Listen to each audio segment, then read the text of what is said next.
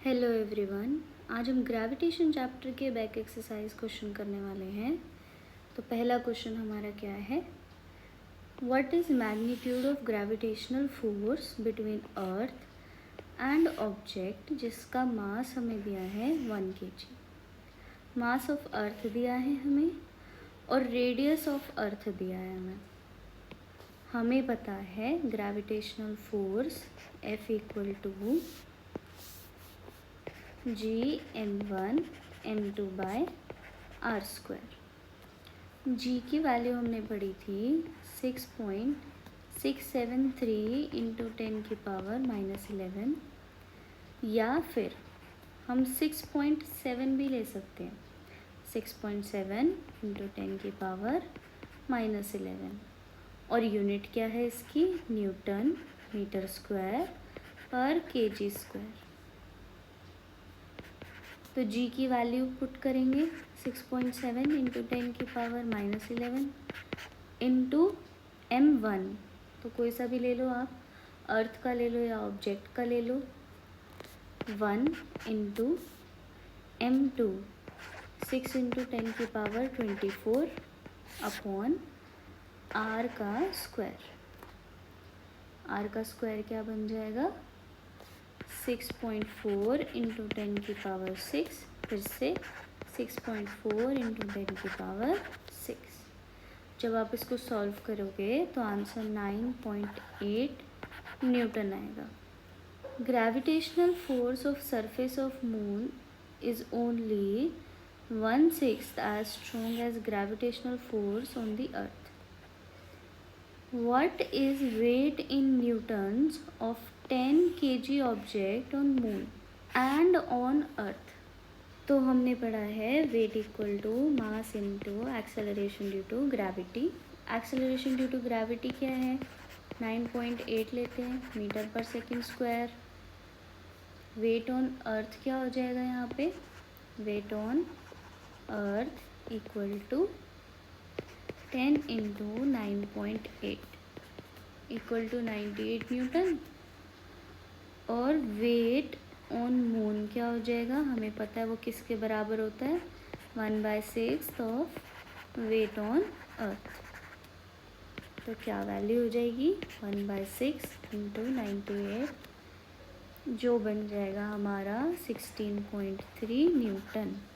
A ball is thrown vertically upwards with a velocity of 49 meter per second. Calculate maximum height. Total time it takes to return to the surface of the earth. तो upward फेंका है तो g की value क्या होती है, negative लेते हैं, v की वैल्यू क्या बन जाती है, 0 हो जाती है। तो ये हमें क्या दिया है, u दिया हुआ है। हमें क्या निकालनी है, maximum height h equal to u t plus half g t का स्क्वायर, यहाँ से भी निकाल सकते हैं, है ना, या फिर 2gh equal to v square minus u square. मैं ये वाला फॉर्मूला यूज़ करना चाहती हूँ। तो क्या बन गया हमारा, 2 इंटू जी माइनस का 9.8 into h equal to v square minus u का स्क्वायर। तो h की वैल्यू यहाँ से 122.5 मीटर हो जाएगी। टाइम टेकन यानी कि t की वैल्यू पूछ रहा है, तो हम निकाल सकते हैं v equal to u plus 80 से। तो यहाँ पे वैल्यू पुट करेंगे 0 इक्वल टू 49 प्लस a की जगह पे g हो जाएगा माइनस का 9.8 इंटू टी। तो t यहाँ से मेरा आया है 5 सेकेंड्स। लेकिन ये चीज़ याद रखना कि उसने हमसे पूछा क्या, उसने पूछा टोटल टाइम, ठीक है, total time it takes to return to the surface of earth. जब ऐसे फेंका उसका टाइम आया 5 सेकेंड, फिर जब वो वापस आएगा तो उसका टाइम भी तो लेंगे, ये भी 5 सेकेंड। तो 5 + 5 टोटल टाइम 10 सेकेंड्स होगा यहाँ पे। तो total time equal to 10 seconds. बस आपकी टीचर जो होगी स्कूल में वो आपको भारी भारी शब्द बता देगी, जैसे कि time of ascent equal to time of descent, वो यही बोलना चाह रही है कि जब हमने ऊपर फेंका वो वाला टाइम और जब वो नीचे आया वो वाला टाइम बराबर होगा। अ stone is release from top of tower, उसकी हाइट दी हुई है हमें। Calculate final velocity just before it touches the ground. तो यहाँ पे u की वैल्यू क्या है 0, h की वैल्यू क्या है 19.6 मीटर और g की वैल्यू क्या है 9.8। नीचे जा रहा है ना, रिलीज्ड फ्रॉम द टॉप, यानी कि ऊपर से फेंका आपने, डाउनवर्ड डायरेक्शन होगी। g की वैल्यू क्या हो जाएगी पॉजिटिव, है ना। हमसे v की वैल्यू पूछी है, हमने पढ़ा है v square minus u square equal to 2gh। बस अब कुछ नहीं करना, वैल्यू पुट कर दो और कमेंट बॉक्स में आंसर बता दो। अ stone is thrown vertically upward with initial velocity, उसकी इनिशियल वेलोसिटी ये है, g दिया हुआ है हमें। Find maximum height reached by the stone. तो वर्टिकली अपवर्ड फेंका है तो g की वैल्यू क्या हो जाएगी नेगेटिव में और v की वैल्यू क्या हो जाएगी 0।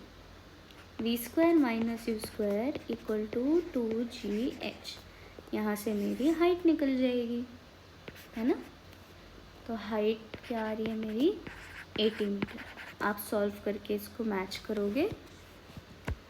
उसके बाद बोला what is net displacement and total distance covered by the stone.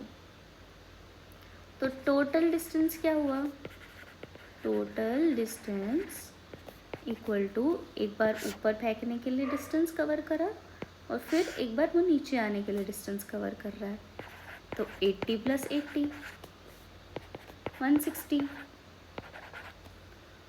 और नेट डिस्प्लेसमेंट, डिस्प्लेसमेंट क्या होगा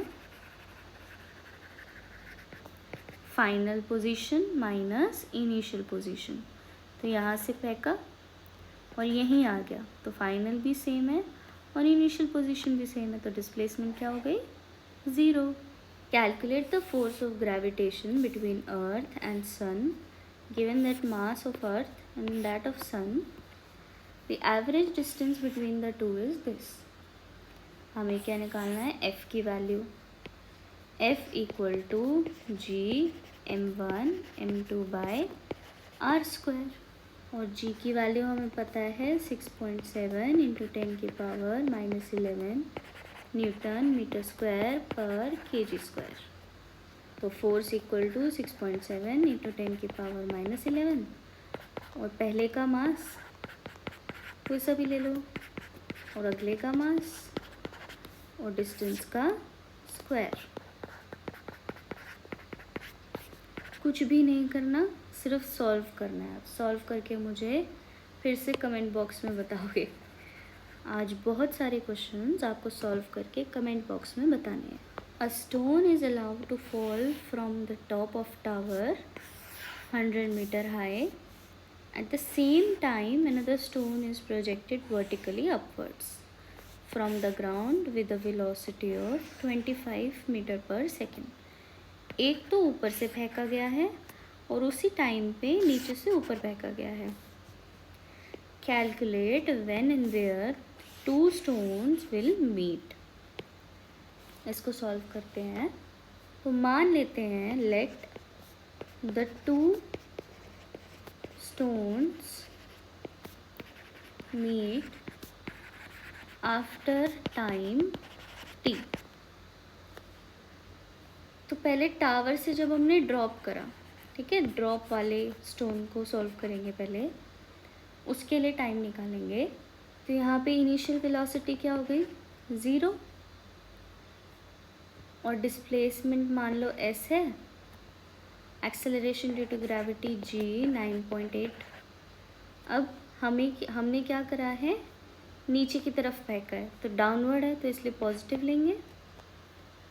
उसके बाद हमें पता है s equal to u t plus half 80 का स्क्वायर, यहाँ पे ये g है s equal to 0 into t plus half 9.8 into t square.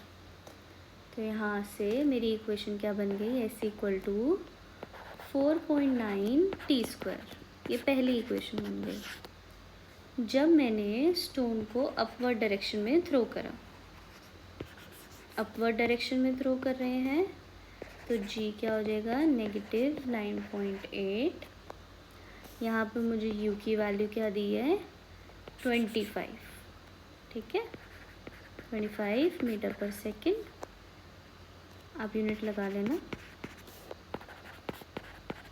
यहाँ पे मैं डिस्प्लेसमेंट s डैश मान रही हूँ, तो उसकी फिर से सेम इक्वेशन को यूज़ करके मेरे s डैश की वैल्यू क्या आ जाएगी, 25 into t plus half into negative 9.8 T square. जब मैं इसको सॉल्व करूँगी तो क्या आ गया, 25t माइनस 4.9 टी स्क्वायर। ये मेरी सेकेंड इक्वेशन बन गई। कंबाइंड डिस्प्लेसमेंट क्या हो गई दोनों का।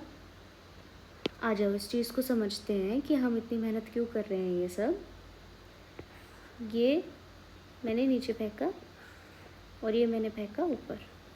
मान लो कि किसी इस पॉइंट पे जाके मिल रहे हैं, तो यहाँ से यहाँ तक तो डिस्टेंस कवर करा उसने, और इसका यहाँ से यहाँ तक डिस्टेंस कवर हुआ है ना। यही डिस्टेंस हम निकालना चाह रहे हैं।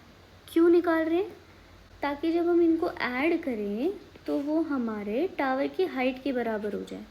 अब जब हम इन दोनों इक्वेशंस को ऐड करेंगे तो क्या हो जाएगा, पहली इक्वेशन क्या है 4.9 t square plus second equation क्या है 25t minus 4.9 t square equal to 100। ये तो पूरा कट गया, तो यहाँ से t की वैल्यू क्या आ गई, 4 सेकेंड्स। तो 4 सेकेंड्स के बाद वो इतना डिस्टेंस कवर कर लेते हैं। ये वाला डिस्टेंस, ये डिस्टेंस वो कवर कर लेते हैं 4 सेकेंड के बाद। अब मुझे क्या करना है, s equal to first equation में पुट करेंगे 4.9 टी का स्क्वायर, तो मेरा क्या आंसर आ गया यहाँ से 78.4 मीटर। ये तो कहाँ से आ गया, टावर से जब हमने फेंका। और जब हम नीचे से फेंक रहे हैं तो क्या हो जाएगा 100 माइनस 78.4, जो कि क्या बन गया 20.6 metre from the ground. A ball thrown up vertically returns to thrower after 6 seconds. Find velocity with which it was thrown up, maximum height it reaches, और उसकी position after 4 seconds। तो हमें पता है क्या चीज़, जब हमने वर्टिकली ऊपर फेंका तो जी तो हमारा क्या हो जाएगा नेगेटिव में, और v क्या हो जाएगा 0, है ना। तो u की वैल्यू पूछी फर्स्ट पार्ट में, u क्या है, सेकंड पार्ट में उसने हाइट पूछ ली हमसे, है ना। तो पहले ये दोनों सॉल्व करते हैं। तो तुम कौन सा फॉर्मूला यूज़ करूँगी, v equal to u plus G T. जी की वैल्यू तो मेरे पास है -9.8, v की वैल्यू मेरे पास है 0, लेकिन क्या t की वैल्यू 6 हो गई, नहीं, t की वैल्यू 6 नहीं होगी। ये देखो उसने क्या बोला है, पहले आपने ऊपर फेंका और फिर वो आपके पास रिटर्न में आई, रिटर्न में वापस आई, कितने सेकंड्स में, 6 सेकंड्स में। ऐसे टोटल 6 सेकंड है टोटल मिला के, तो ऊपर फेंकने में कितना टाइम लगा होगा 3, और नीचे आने में कितना टाइम लगा होगा 3, क्योंकि मैंने बताया था ना आपको भारी भारी शब्द, time of ascent equal to time of descent. उसी लॉजिक से ये क्या 6 किस में ब्रेक हो गया 3 और 3 में। तो यहाँ पे हम टाइम क्या लेंगे, इन 2 में 3। तो u की वैल्यू क्या आ गई मेरी 29.4 metre per second. Second part, h निकालना है हमें, तो वो किससे निकाल सकते हैं हम, h equal to u t plus half g t का स्क्वायर, ये आप निकाल दोगे डायरेक्टली। थर्ड पार्ट क्या बोल रहा है, इट्स पोजीशन आफ्टर 4 सेकेंड्स।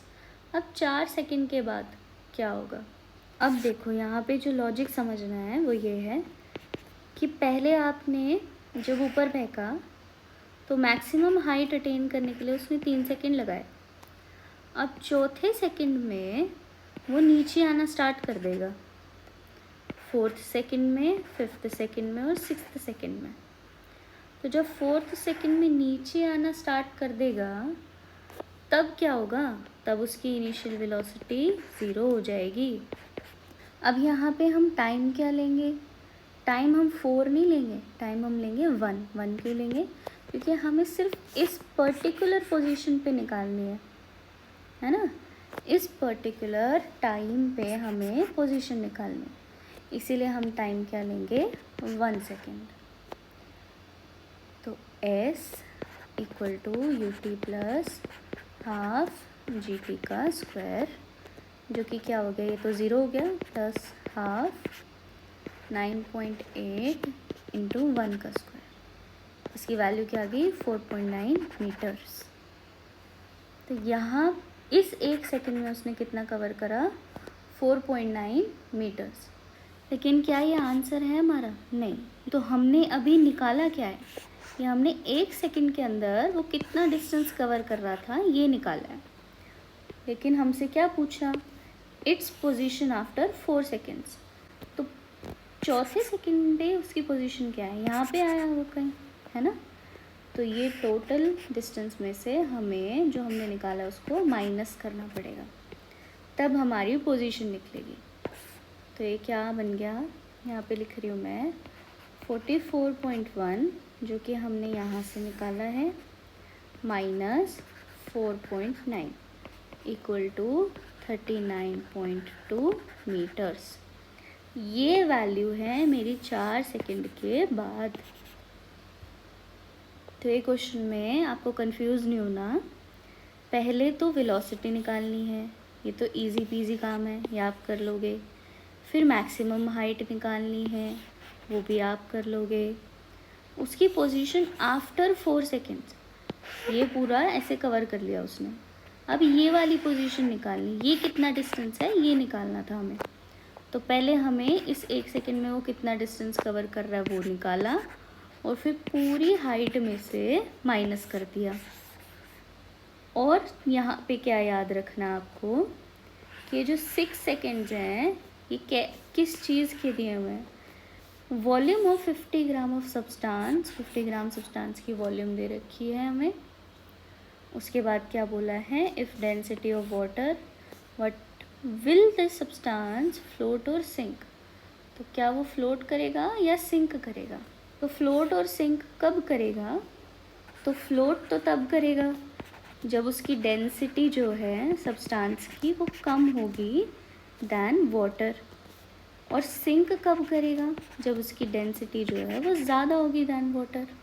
तो हमें कुछ नहीं करना है, इसमें डेंसिटी ऑफ सब्सटेंस निकालना है, इनडायरेक्टली ये बोलना चाह रहा है। तो क्या हो जाएगा, डेंसिटी ऑफ सब्सटेंस, हमने पढ़ा है density equal to mass upon volume.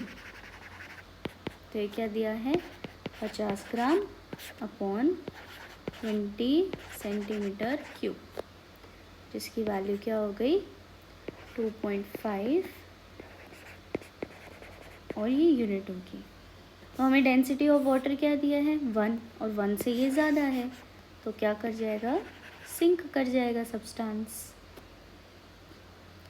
The volume of 500 gram seal packet is 350 centimetre cube. Will the packet float और sink in water if density of water is 1। तो आप निकाल सकते हो, जस्ट अभी करा हमने ये वाला question. What will be the mass of water displaced by this packet? तो कितना डिस्प्लेस करेगा, जो वॉल्यूम होगी उतना ही वो डिस्प्लेस कर देगा। बस ये याद रखना कि मास बोला है तो आप इसकी यूनिट चेंज कर लेना। तो 350 ग्राम्स बोलना। ये वाला होमवर्क है आपका, आप इसको कमेंट बॉक्स में आंसर देंगे। Thank you for joining this video. I hope आपको वीडियो अच्छी लगी हो।